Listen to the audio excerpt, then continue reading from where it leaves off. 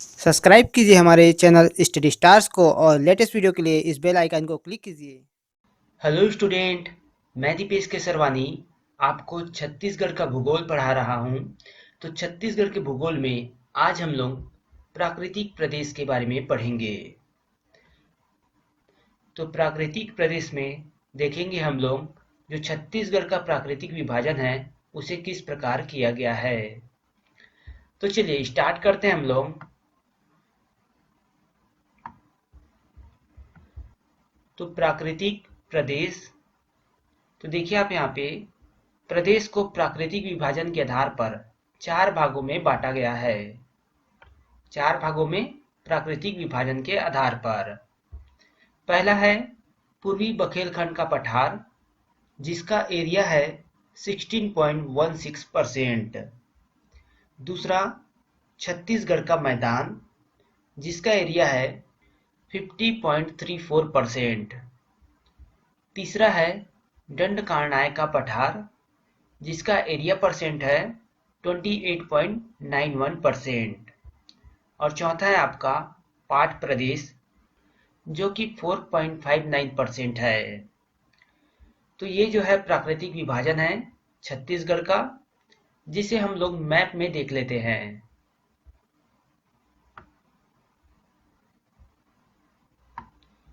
तो आप मैप में देख सकते हैं, जैसे कि यहाँ पे दिया गया है पूर्वी बघेलखंड का पठार, तो ये जो है 16.16% है। पाट प्रदेश है जो इस प्रकार यहाँ पे बटा हुआ है 4.59%। छत्तीसगढ़ का जो मैदान है वो है 50.34%। इतना बड़ा जो है छत्तीसगढ़ का मैदान है, और ये सर्वाधिक बड़ा प्राकृतिक क्षेत्र है छत्तीसगढ़ का मैदान। और नीचे है दंडकारण्य। तो देखिए दंडकारण्य का जो क्षेत्र है वो 28.91% है। तो 28.91% है दंडकारण्य का क्षेत्र। तो इस प्रकार जो है प्राकृतिक विभाजन किया गया है छत्तीसगढ़ के मैदानी इलाकों, पठारी इलाकों और पाट प्रदेशों को। चलिए आगे देखते हैं हम लोग।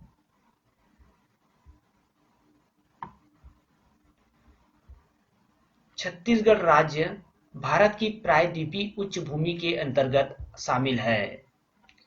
देखिए जो छत्तीसगढ़ राज्य है वो भारत की प्रायद्वीपीय उच्च भूमि, तो मैंने पिछले वीडियो में बताया था कि प्रायद्वीपीय क्षेत्र किसे कहा जाता है। तो गंगा और यमुना के जो दक्षिणी भूखंड है उसे कहा जाता है प्रायद्वीपीय क्षेत्र। तो उसमें शामिल है छत्तीसगढ़, और इसे कहा जाता है प्रायद्वीपीय उच्च भूमि। ये आपके एग्जाम में पूछा जा चुका है, इसलिए आप इसको याद रखिएगा। फिर है प्रदेश का सर्वाधिक भौगोलिक क्षेत्र पठारों के अंतर्गत आता है। तो छत्तीसगढ़ का भौगोलिक क्षेत्र जो है सर्वाधिक पठारों के अंतर्गत आता है। और पठार का मतलब आप जानते ही होंगे, ऐसा उच्च भूमि जिसका ऊपरी भाग चौड़ा हो और सपाट हो, तो उसे कहा जाता है पठार। तो प्रदेश का सर्वाधिक भौगोलिक क्षेत्र जो है पठारों के अंतर्गत आता है। आगे देखते हैं हम लोग। जैव भौगोलिक की दृष्टि से छत्तीसगढ़ दक्कन जैव क्षेत्र में आता है। तो इस पॉइंट को भी आप याद रखिएगा, क्योंकि ये आपके व्यापम के एग्जाम में पूछा गया क्वेश्चन है। दक्कन जैव क्षेत्र में आता है छत्तीसगढ़ जैव भौगोलिक की दृष्टि से। चलिए आगे देखते हैं हम लोग। तो इसमें हम लोग देखते हैं पूर्वी बघेलखंड का पठार, या फिर इसे सरगुजा बेसिन भी कहा जाता है, जो कि आपके 16.16% है, जिसका भौगोलिक क्षेत्रफल 16.16%। उसके बारे में तो पूर्वी बघेलखंड पठार के उपविभाग देखिए, कौन कौन से उपविभाग है उसको यहाँ पे बांटा गया है। जैसे कि सुहागपुर बेसिन देख सकते हैं आप यहाँ पे, कन्हार बेसिन यहाँ पे है, फिर है रिहन बेसिन, देवगढ़ की पहाड़ियाँ, सरगुजा बेसिन, हसदेव रामपुर बेसिन। तो ये जो है सभी यहाँ पर दिए गए हैं। ये है पूर्वी बघेलखंड पठार का उपविभाग। महत्वपूर्ण है इसे समझना आपके लिए। देखिए यहाँ पे सुहागपुर बेसिन कहाँ पर है, कन्हार बेसिन कहाँ पर है, चांग बखार देवगढ़ की पहाड़ियाँ कहाँ पर है, कोरिया सोनहट की पहाड़ियाँ कहाँ पर है, हसदेव रामपुर की बेसिन कहाँ पर है और रिहन बेसिन कहाँ पर है। देखिए यहाँ पे हसदेव लिखा है और यहाँ पे हसदो, तो दोनों का मतलब एक ही है, दोनों का नाम सेम है, आपको इसमें कंफ्यूज नहीं होना है। तो इस प्रकार आप चित्र में देख सकते हैं कि कौन सा जगह कहाँ पर स्थित है पूर्वी बघेलखंड के क्षेत्र में। इस एरिया का क्षेत्रफल की बात करें तो 21,863 वर्ग किलोमीटर है इस पूरे एरिया का क्षेत्रफल। यहाँ पर जो आपका पूर्वी बघेलखंड का पठार जो है उसका पूरा एरिया का क्षेत्रफल 21,863 वर्ग किलोमीटर है। इस तरफ है पाट प्रदेश और इसके नीचे है छत्तीसगढ़ का मैदान। तो चलिए हम लोग देखते हैं पूर्वी बघेलखंड के बारे में विस्तार में।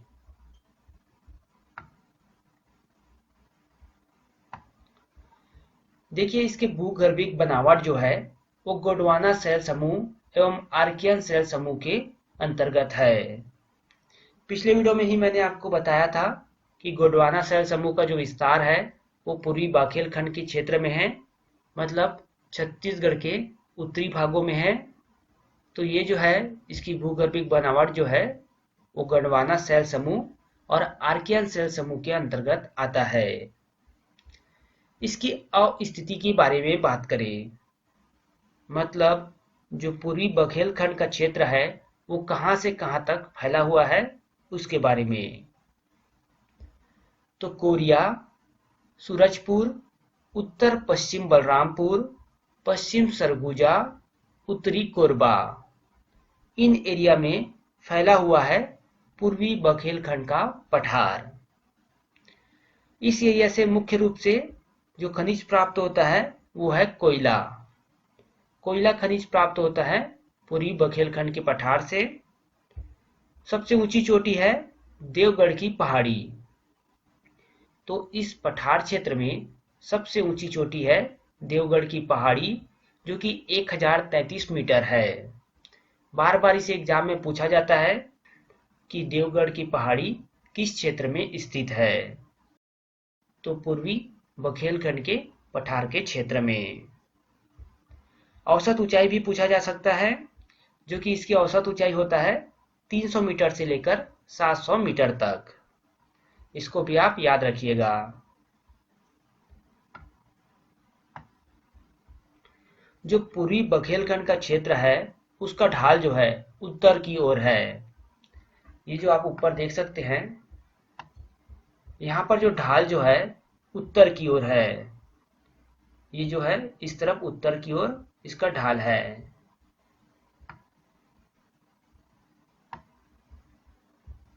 अपवाह तंत्र की बात करें तो ये जो एरिया है वो मुख्य रूप से गंगा नदी का अपवाह तंत्र का क्षेत्र है, जिसमें प्रमुख नदी है बनास नदी, गोपत नदी, रिहन नदी, कन्हार नदी और बिजाल नदी और इत्यादि। तो कहने का मतलब ये है जो गंगा नदी है उनकी सहायक नदियां हैं छत्तीसगढ़ में जो वो है ये सभी नदियां बनास, गोपत, रिहन, कान्हार और बिजाल। ये जो है गंगा नदी की सहायक नदियां हैं और ये नदियां जो है पूर्वी बघेलखंड के पठार से होते हुए आगे जाकर सोन नदी में मिल जाती है और सोन नदी जो है पटना में जाकर गंगा से मिल जाती है। पटना जो कि बिहार का शहर है, तो वहाँ पर सोन नदी जो है गंगा नदी से मिल जाती है और सोन नदी में इन पांचों नदी का संगम होता है।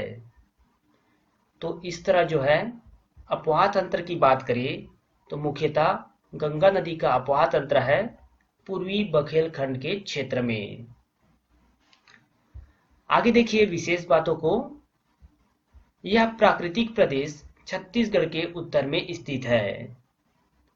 तो पूर्वी बघेलखंड का पठार छत्तीसगढ़ के उत्तर में स्थित है। दूसरा, यह भारत के बघेलखंड के पठार का पूर्वी हिस्सा है, इसलिए इसे पूर्वी बघेलखंड का पठार कहते हैं। यह भी महत्वपूर्ण पॉइंट है, आपके कोट वाले क्वेश्चन में इस तरह पूछा जा सकता है। तीसरा, यह महानदी अपवाह तंत्र एवं गंगा नदी अपवाह तंत्र के मध्य जल विभाजक का कार्य करता है। तो पूर्वी बघेलखंड के पठार के जो दक्षिणी क्षेत्र में है वहां से जाती है महानदी, और पूर्वी बघेलखंड के पठार के उत्तरी क्षेत्र में है गंगा नदी, इसलिए इसे महानदी अपवाह तंत्र एवं गंगा नदी अपवाह तंत्र के मध्य जल विभाजक का कार्य करने वाला कहा गया है। महत्वपूर्ण पॉइंट है, इसको भी आपको याद रखना है। आगे बढ़ते हम लोग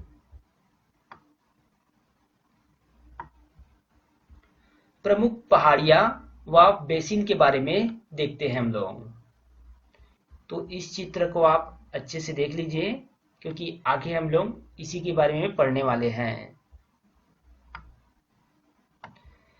सबसे पहले चांग बखार देवगढ़ की पहाड़ी के बारे में पढ़ेंगे, जो कि आप यहाँ पे देख सकते हैं, यहाँ तक इसका विस्तार है। अब स्थिति की बात करें तो कोरिया, सूरजपुर और बलरामपुर तीनों जगह जो है इसका विस्तार है चांग बखार देवगढ़ की पहाड़ी का। विशेष बात क्या है, इस पहाड़ी में कोरिया जिले से हसदो नदी का उद्गम हुआ है। देखिए, हसदो नदी का उद्गम जो है यहाँ से होता है कोरिया जिले से, जो कि आपके चांग बखार देवगढ़ की पहाड़ी है। दूसरा महत्वपूर्ण पॉइंट कि 1033 मीटर का जो देवगढ़ की पहाड़ी है यहीं पर स्थित है। देवगढ़ की पहाड़ी 1033 मीटर की ऊंची पहाड़ी इस क्षेत्र का यहाँ पर स्थित है।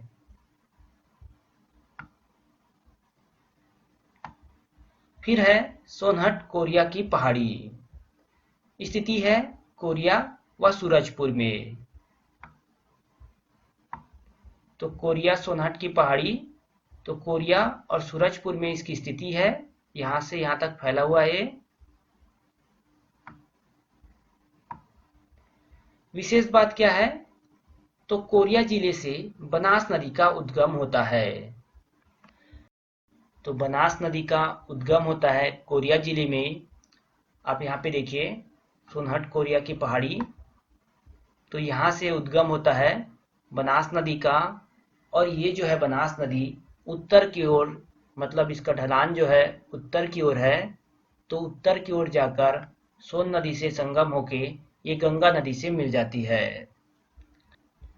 आगे देखते हैं हम लोग। तीसरा है कन्हार बेसिन, तो इसकी अवस्थिति है बलरामपुर क्षेत्र में, उत्तरी पूर्वी एरिया में। विशेष है कन्हार नदी बेसिन का विस्तार छत्तीसगढ़ सहित झारखंड व उत्तर प्रदेश में भी है। देखिए यहाँ पे झारखंड का लिखा हुआ है, लेकिन झारखंड व उत्तर प्रदेश में भी है कन्हार नदी का विस्तार। देख लेते हैं हम लोग। यहाँ पे देखिए कन्हार नदी बेसिन है, और इसका विस्तार जो है झारखंड और उत्तर प्रदेश में भी है। यही इसमें महत्वपूर्ण पॉइंट है। चलिए आगे देखते हैं हम लोग।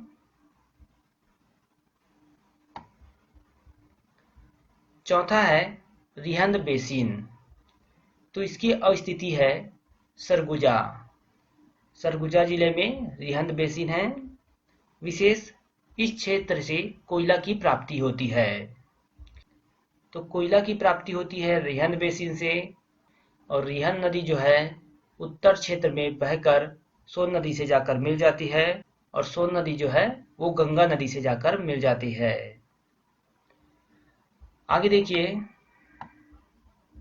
पांचवा है रामगढ़ की पहाड़ी। बहुत ही महत्वपूर्ण है ये। यह सतपुड़ा पर्वत श्रेणी का भाग है। रामगढ़ की पहाड़ी जो है वो सतपुड़ा पर्वत श्रेणी का भाग है। और सतपुड़ा पर्वत कहाँ पर स्थित है? तो आपके मध्य प्रदेश से। मध्य प्रदेश में स्थित है सतपुड़ा पर्वत और उसी का भाग है रामगढ़ की पहाड़ी। अब स्थिति की बात करें तो सरगुजा के क्षेत्र में सतपुड़ा पर्वत की सीढ़ी है जहां पर रामगढ़ की पहाड़ी है। प्रमुख गुफा है जोगीमारा, सीता भेंगरा, लक्ष्मण भेंगरा। सिंपल से आपको इसको याद रखना है। विशेष बात है महाकवि कालिदास ने मेघदूतम की रचना की थी रामगढ़ की पहाड़ी में। तो ये इंपॉर्टेंट पॉइंट है कि मेघदूतम की रचना की थी रामगढ़ की पहाड़ी में महाकवि कालिदास ने।